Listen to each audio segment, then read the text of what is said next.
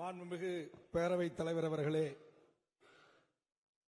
மாண்புமிகு மறைந்த முத்தமிழறிஞர் தலைவர் கலைஞர் அவர்களின் பெயரில் பல்கலைக்கழகம் அமைக்கப்பட வேண்டும் என்பதை வலியுறுத்தி நாங்கள் முன்வரிசை தலைவர்கள் தந்த கவன ஈர்ப்பை தாங்கள் அனுமதித்து அதில் பேசுகின்ற இந்த நல்வாய்ப்பு எனக்கு கிடைத்த போது நான் 1980 நினைவுகளுக்கு செல்கிறேன்.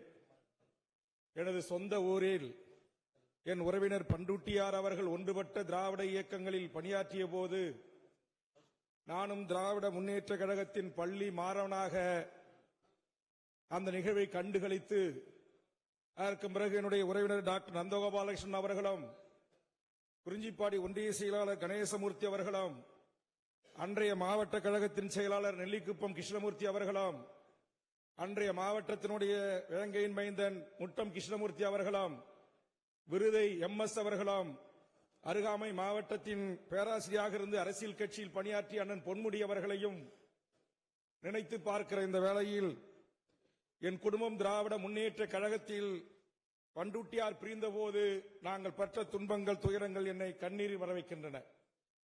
திராவிட முன்னேற்ற கழகம் என்கிற அந்த கட்சியை உருவாக்கி அந்த மண்ணில் கோலோச்ச செய்வதற்காக எண்ணற்ற வழக்குகளையும் துன்பங்களையும் தாங்கி நாங்கள் இன்றோம்.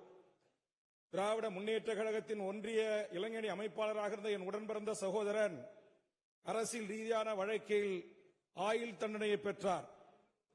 அப்படி பெற்று அவரை காப்பாற்றுவதற்கான முயற்சிக்கு நான் சென்னை அண்ணா அறிவாலயம் வந்தபோது அது கட்டுகின்ற பணியும் கலைஞர் திருமண மண்டபம் கட்டுகின்ற பணியும் நடந்தேறியது. அப்போது எனது உறவினர் மாசிலாமணி அவர்கள் திராவிட முன்னேற்ற கழகம் என்கிற மாபெரும் இயக்கத்திற்காக அவர் ஒரு கொலை வழக்கை சந்தித்து சிறையிலிருந்து தலைவர் கலைஞரால் மீட்டு தலைவர் கலைஞர் அவர்களை அங்கீகரிக்க வேண்டும் என்பதற்காக அவருக்கு அண்ணா அறிவாலயத்தின் மேலாளர் பதவியை தந்தார். அந்த அறையிலும் அண்ணா அறிவாலயத்திலையும் தங்கி சில காலம் நான் பணியாற்றுவேன் என்கிற இடையில் தலைவர் கலைஞர் அவர்களும் நம்முடைய டாக்டர் ஏகன் அவர்கள் தந்தையும் இன்னும் சில ஆளுமைகளும் நடைபயிற்சிக்கு வருகின்ற போது ஒரு மாணவர் பருவத்திலிருந்து தலைவர் கலைஞரின் கரம் பிடித்தவன். எனக்கு இங்கு கண்களில் நீர் சொரிகிறது. அதற்கு காரணம் இந்த முத்தமிழறிஞர் கலைஞர் அவர்கள் இன்றைக்கு தமிழுக்கு எண்ணற்ற மிகப்பெரிய பங்களிப்பை ஆற்றியிருக்கிறார். வள்ளுவர் கோட்டம், வள்ளுவர் சிலை, பூம்புகார் கண்ணகி கோட்டம் என்று தமிழ் சமூகத்திற்கு செம்மொழி அந்தஸ்து, இன்றைக்கு கணினி தமிழுக்கான பல்கலைக்கழகம், எல்லாவற்றிற்கும் மேலாக உழைக்கும் விவசாய குடிகளாக இருந்து ஒரு காலத்தில் மன்னர் பரம்பரையாக ஆண்ட பரம்பரையாக இருந்த ஒரு சமூகம் பிற்காலத்தில் விவசாய குடிகளாக இருந்து கல்வி வேலைவாய்ப்பு உரிமை பெற முடியாது இருந்த சமூகம் அதற்கான உரிமை போரை நடத்திய போது 21 உயிர்களை பலி கொடுத்த போது தலைவர் கலைஞர் அவர்கள் ஆட்சிக்கு வந்த பிறகுதான் அந்த சமூக தலைவர்களை அழைத்து மருத்துவர் ராமதாஸ் ஐயா அவர்கள் தலைமையில் 108 சாதிகளுக்கான கல்வி வேலைவாய்ப்பு உரிமை என்கிற இடஒதுக்கீட்டு உரிமையை MBC என்கிற ஒரு இனத்தை உருவாக்கி தந்தார். இதையெல்லாம் நான் பார்த்து மகிழ்ச்சி கொண்டு தலைவர் கலைஞர் அவர்களுடைய அரும் பணிகளை தமிழ் சமூகத்துக்கு ஆற்றிய கொடைகளை என்னால் மணிக்கணக்கில் பேச முடியும். காரணம், மாணவர் பருவத்தில் திராவிட முன்னேற்ற கழகத்தின் பேச்சாளனாகவும் சென்னை வீதிகளிலும் தமிழ்நாடு எங்கும் வாய்ப்பு கிடைத்த போது பேசியிருக்கிறேன். இதுல எனக்கு ஒரு மிகப்பெரிய ஒரு பேரு மாண்புமிகு தமிழக முதலமைச்சர் அண்ணன் தளபதி அவர்களால் இன்றைக்கு நம்முடைய உயர்கல்வித்துறை அமைச்சருக்கு கிடைத்திருக்கிறது நான் சுட்டிக்காட்ட விரும்புகிறேன். 1989 திராவிட முன்னேற்ற கழகம் ஆட்சியில் இருந்த போது இன்றைக்கு உயர்கல்வித்துறை அமைச்சராக இருக்கிற அருமை சகோதரர் கோவிச்செழியன் அவர்கள் சட்டக்கல்லூரி மாணவர்.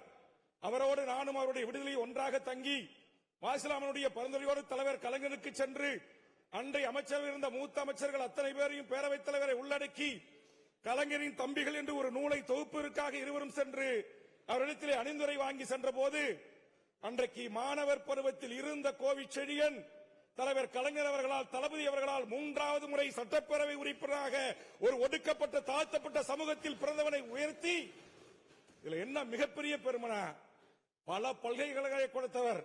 நான் கேட்டேன், கொள்கை முடிவெடுங்கள் தலைவர் அவர்களே, தமிழ்நாட்டின் பாட்டாளி மக்கள் கட்சி மத்தியில் உங்கள் தயவால் மத்திய அமைச்சரை பெற்றோம், அந்த பதவியை பயன்படுத்தி மாவட்டத்துக்கு ஒரு மருத்துவக் கல்லூரி என்கிற கான்செப்டை உருவாக்கினோம். நான் அன்றைக்கு இருந்த கட்சியினுடைய அன்புமணி ராமதாஸ் அவர்கள் தலைவர் கலைஞர் அவர்களுடைய பரிந்துரையில் மத்திய அமைச்சராக இருந்தார். அப்படி மத்திய அமைச்சராக இருந்த போது ஒரு கொள்கை முடிவை கலைஞர் அவர்கள் எடுக்க வேண்டும் என்று என்னை வலியுறுத்தி அந்த அடிப்படையில் தான் இன்றைக்கு தமிழ்நாட்டில் தெற்காசியாவுக்கு 36 மெடிக்கல் காலேஜ் இருக்கிறது என்று சொன்னால் அது தலைவர் கலைஞர் அவர்களின் கொள்கை முடிவு. மாண்புமிகு சுகாதாரத்துறை அமைச்சர் நேற்று அதை பதிவு செய்தார். இந்த வரலாற்று பக்கங்களில் அடிகோலிட்டவன் என்ற வரியை சொல்லுகிறேன். அதே போன்று கலைக்கல்லூரி இல்ல, பாலிடெக்னிக் இல்ல, ஐடி இல்ல, முந்திரி காடுகள் தான் இருக்குது. உயர்கல்வித்துறை அமைச்சராக இருக்கிற அண்ணன் பொன்முடியிடத்திலே கேட்டேன்.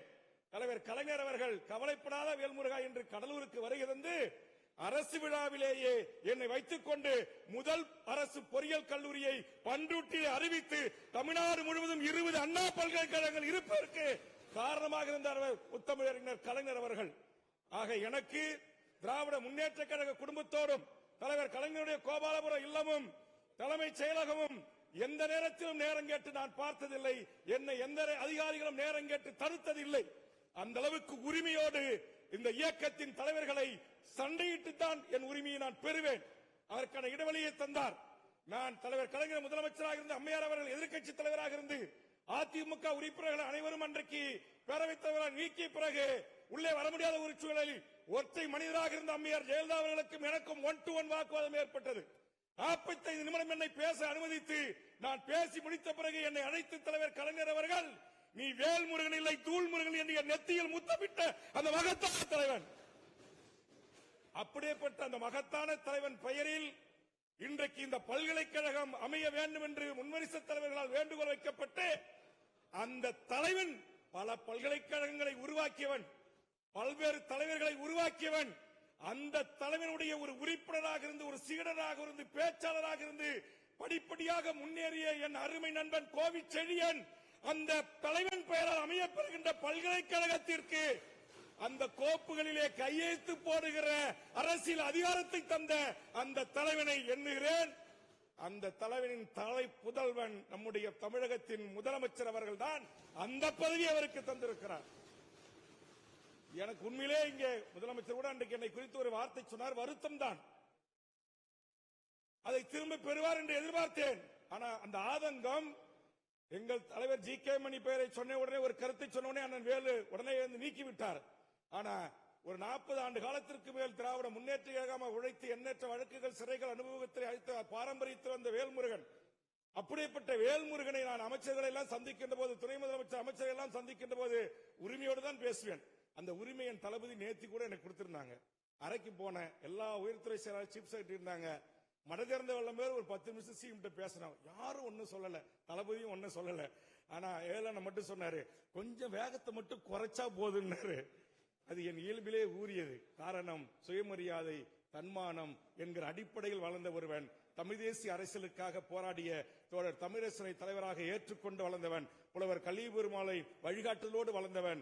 அப்படிப்பட்ட புலவர் கலிபெருமாளுக்கும் தியாகுக்கும் தூக்கு தண்டனை விதித்த போது அந்த தமிழ் தேசிய தலைவர்களின் தூக்கு கயிறை அறுத்தெறிந்த தலைவன் தலைவர் கலைஞர் என்பதை இந்த நேரத்திலே நான் பதிவு செய்து, அந்த மகத்தான தலைவன் பெயரில் இந்த பல்கலைக்கழகம் அமைகிறது. எனக்கு என்னன்னா, தலைவி கூட ஒரு நாள் சொன்னார், ஞாபகம் இருக்கான்னு தெரியல, நீ என் கூட இருந்தீங்கன்னா வேற அப்படின்னாரு, அப்ப தலைவர் இருக்கும்போது. ஆனா அப்ப இன்னைக்கு அரசியல் ரீதியா கூட நான் கூட எங்க வேங்கி மதினே சொல்லுவேன், நீங்க லா காலேஜில் படிக்கும் போது எங்கள் குடும்பம் திமுகவின் ஒன்றிய செயலாளர் பெரியப்பா சிவபிரகாசம், என் அண்ணன் ஒன்றிய இளைஞணி அமைப்பாளர் கோவிச்செழியன் அவர்களுக்கு தெரியும், தயாளமூர்த்தி மாவட்ட அமைப்பாளர். ஆக அந்த உரிமையோடு தான் இங்கே அமைச்சர்களாக இருக்கின்ற இடத்திலே நான் இந்த கட்சிக்கு உழைத்திருக்கிறேன், தியாகம் செய்திருக்கிறேன். எனக்கு கல்லூரி கொடுங்கள் என்று என் பொன்முடி அண்ணனிடம் சண்டையிடுவேன், வேலு அண்ணனிடையே நான் சண்டையிடுவேன். தமிழ் என்று பிரச்சனை அவர் சொல்வார், நான் 84 உனக்கு முன்னாடி நான் தமிழுக்காக, மொழிக்காக, புலிகளுக்காக பேசியிருக்கிறேன் என்பார். அப்படி போட்டிக் கொண்டு எங்கள் நேரு அண்ணனில் ஒரு நாளை கண்ணீர் விட்டு கூட சொன்னேன். முதலமைச்சர் இல்லத்திலே 1 மணி நேரம் அப்படியே என்னை பேச விட்டு அமைதி காத்தார்கள் முதலமைச்சர் குடும்பம். அந்த அளவுக்கு என் ஆதங்களை அங்கீகரித்த தலைமைகள் திராவிட முன்னேற்ற கழகத்தில் தலைவர் கலைஞர் இருந்தார்.